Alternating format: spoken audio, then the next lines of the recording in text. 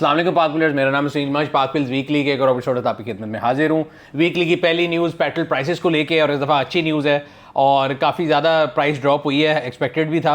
5 रुपये 66 पैसे की कमी के साथ जो पेट्रोल की नई प्राइस है जी वो पर लीटर है 263 रुपीज़, और जो डीजल की प्राइस है उसके अंदर कितना कमी नहीं की गई, लेकिन 1 रुपये 36 पैसे है। ये बात गौरतलब है कि पिछले 5-6 इटरेशन जब भी हर 15 तारीख के बाद प्राइस चेंज होती है उसमें डीजल की प्राइस जो है वो हमेशा बढ़ती जा रही थी। कमी के वक्त उसमें सिर्फ 1 रुपये 36 पैसे की कमी, ये मतलब 1.39 की कमी की गई है। लेकिन पेट्रोल का जो डिक्रीज़ है दिस इज़ 5.66 रुपीज़ पर लीटर, एक अच्छा सब्सटेंशियल डिक्रीज़ है। और रीज़न इसकी ये है कि जो ग्लोबली प्राइस है वो नीचे आई है, डिमांड कम हुई है। उन दोनों की वजह से अगेन मरता क्या ना करता, अगर वो ना भी कम करते तो हम कुछ नहीं कर सकते थे। तो शुक्रिया गवर्नमेंट ऑफ पाकिस्तान जिन्होंने ये हमारे लिए थोड़ा सा रिलीफ दिया है इस मौके के ऊपर। देखते हैं अगले 15 दिन बाद क्या होता है। अपकमिंग इवेंट्स की बात करते हैं। सबसे पहले तो जो इवेंट पिछले संडे गुजरा है, लाहौर कार मेला, बेहतरीन कार मेला था, एक कामयाब मेला हुआ जिसमें बहुत सी तादाद में लोग आए। आप लोगों से मुलाकात भी हुई, लोगों ने अपनी गाड़ियाँ बेची, कई लोग अपनी फैमिलीज़ के साथ आए थे जिन्होंने गाड़ियाँ सिलेक्ट की। ना सिर्फ सिलेक्ट की बल्कि तकरीबन एक दिन के अंदर 50 के करीब इंस्पेक्शन जो है वहाँ पे वो भी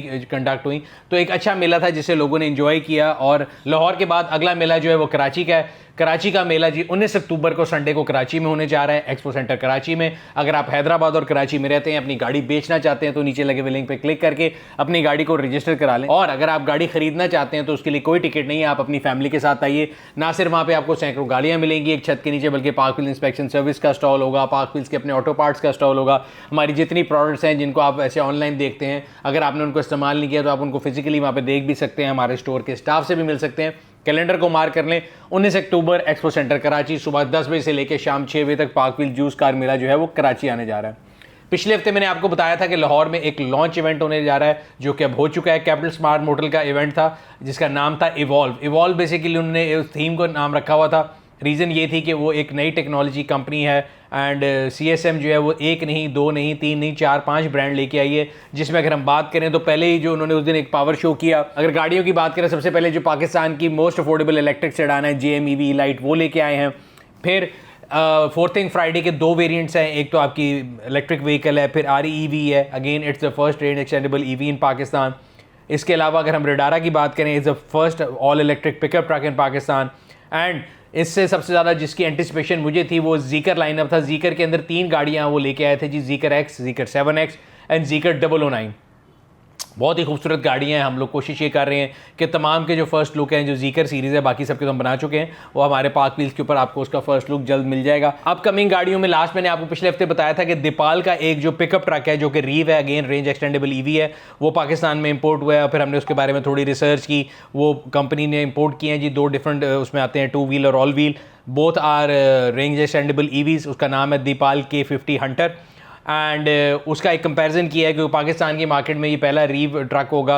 इससे पहले प्लग इन हाइब्रिड है। कंज्यूमर के लिहाज से दोनों एक ही चीज़ें ही हैं। पिकअप ट्रक की बात होती, पाकिस्तान में जैक 9 हंटर ने पिछले साल बहुत शोर मचाया था और बहुत से लोगों ने उस गाड़ी को लिया। और उसकी जो बेसिक वजह थी उसकी कामयाबी की, वो उसके अंदर एक टेस्ला स्क्रीन और सनरूफ का होना था। बिकॉज उसके ऊपर अभी तक मैंने कोई एक्सपर्ट रिव्यू नहीं किया, मैं उसके बारे में आपको कोई वर्डिक्ट नहीं दे सका। और अभी हम ये सोच ही रहे थे कि हम एक्सपर्ट रिव्यू करेंगे, लेकिन उससे पहले ही कंपनी ने इसका 2 व्हील वेरिएंट निकाल दिया है। और 2 व्हील वेरिएंट का नाम रखा गया है जैक T9 फ्रिजन। और फ्रिजन को अगर हम कंपेयर करें तो मुझे याद पड़ता है Isuzu D-Max का भी एक 2 व्हील वेरिएंट आया था। उन दोनों के स्पेक्स के वाइज अगर कंपैरिजन बने तो बिल्कुल ठीक बनता है।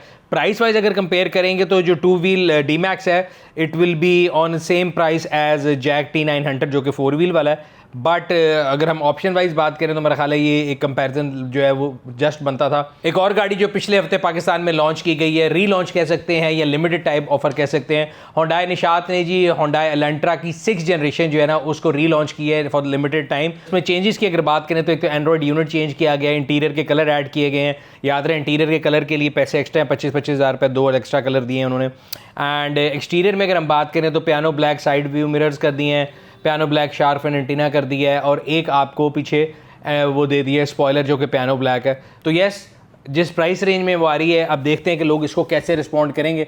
20 लाख रुपए से इसकी बुकिंग जो है ऑलरेडी शुरू हो गई और कंपनी का कहना ये है कि हम एक्टिव डिलीवरी जो है वो अक्टूबर में देना शुरू कर देंगे। बात हो रही थी अपकमिंग गाड़ियों के बारे में, ऑटो इंडस्ट्री के बारे में। तो अक्सर मैं आपको बताता रहता हूँ कि जो टाइमिंग है ऑटो इंडस्ट्री की और हमारे यहाँ पे जो लॉज आते हैं उन लॉज के चेंज होने की, उसकी वजह से ऑटो इंडस्ट्री बड़ी डिस्टर्ब रहती है। मई से लेके अक्टूबर तक हम ये नहीं डिसाइड कर सके कि हमारी इंपोर्ट पॉलिसी क्या है, 3 साल वाली गाड़ी आनी है, 5 साल वाली गाड़ी आनी है। अभी हमने लास्ट आपको बताया था कि 15 तारीख को सुना था कि जी वो आना है, कोई SRO, वो नहीं आया।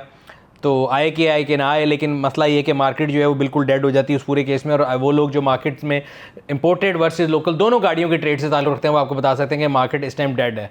बट ये लोगों का बताना है। अगर हम फिगर्स को देखें तो पामा के फिगर्स ये बताते हैं कि ईयर ऑन मंथ और मंथ जो है वो हमारी ऑटो इंडस्ट्री ग्रो कर रही है और 67% जो है सितंबर में इंक्रीज़ है। अगर हम इसको कंपेयर करेंगे ईयर ऑन ईयर पिछले साल जो और सितंबर और इस साल के सितंबर के अगर हम कंपेयर करें तो 67% ज़्यादा है, जो कि मेरा ख्याल है पिछले साल के बाद ऑटो इंडस्ट्री रिकवरी का जो है ना उसमें आ रही थी, तो उस लिहाज से इतना नहीं होगा। मंथ और मंथ देखा जाए यानी पिछले महीने और इस महीने को कंपेयर करें तो अगस्त और सितंबर को भी अगर आप करेंगे तो 22% इंक्रीज़ है। अब ये इंक्रीज़ भी मेरे लिए कोई इतना ज़्यादा वैल्यूएबल नहीं है, बिकॉज ये देखने में लगता है कि बड़ी अच्छी न्यूज़ है। अच्छी न्यूज़ नहीं है।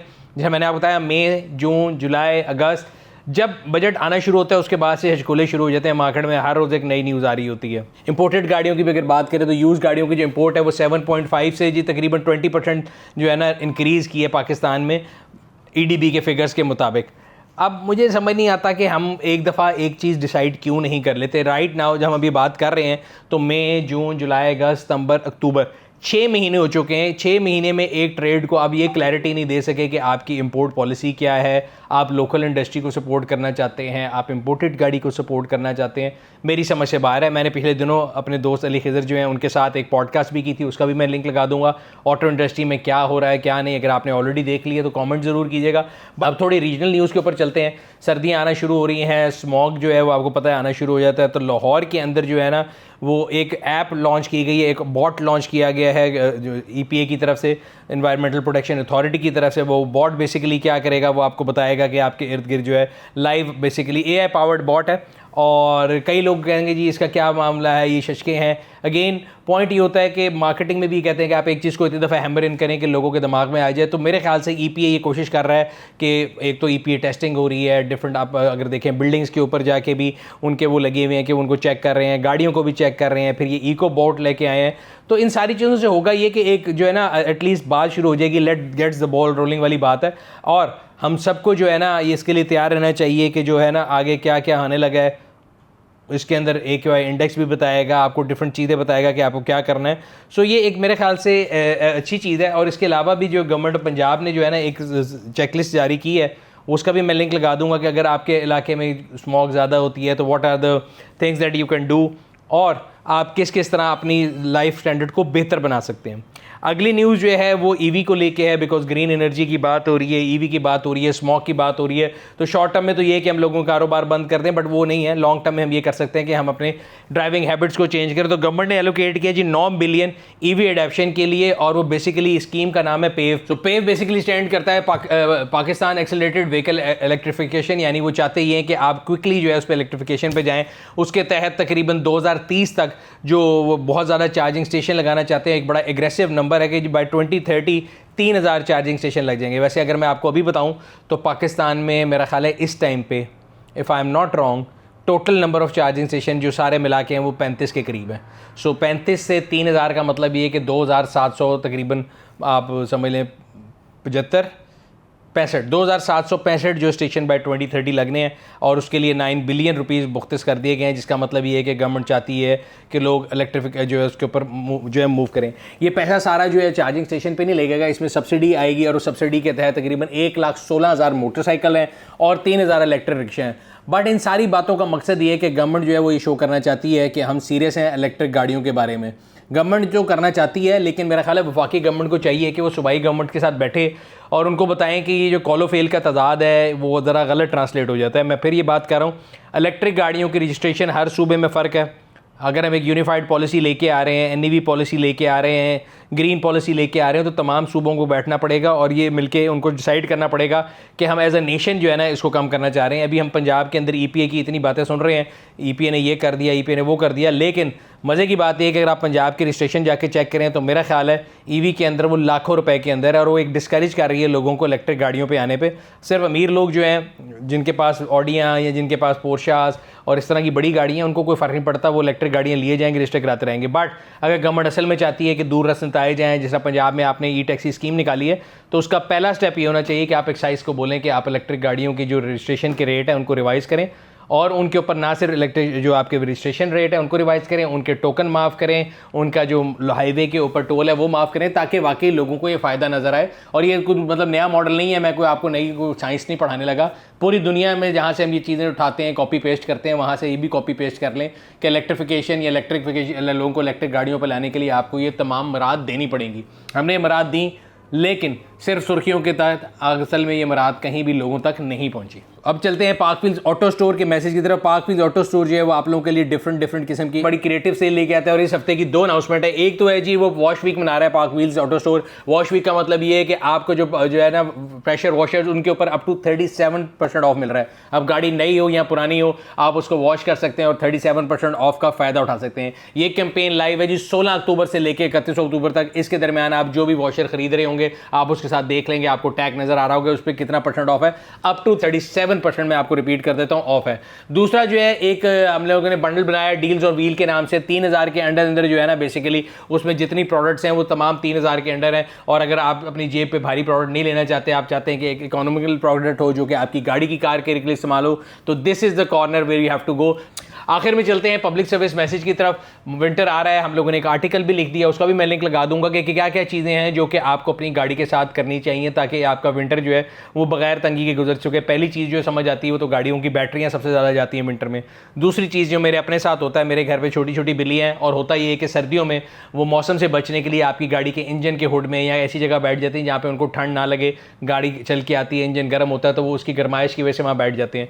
तो आप जब गाड़ी दोबारा स्टार्ट करें तो एक दफ़ा इंजन को टैप कर लें, गाड़ी के व्हील्स के साइड पे चेक कर लें, मेक श्योर करें कि कोई जानवर जो है उसकी ज़िंदगी जो है वो ख़तरे में ना हो।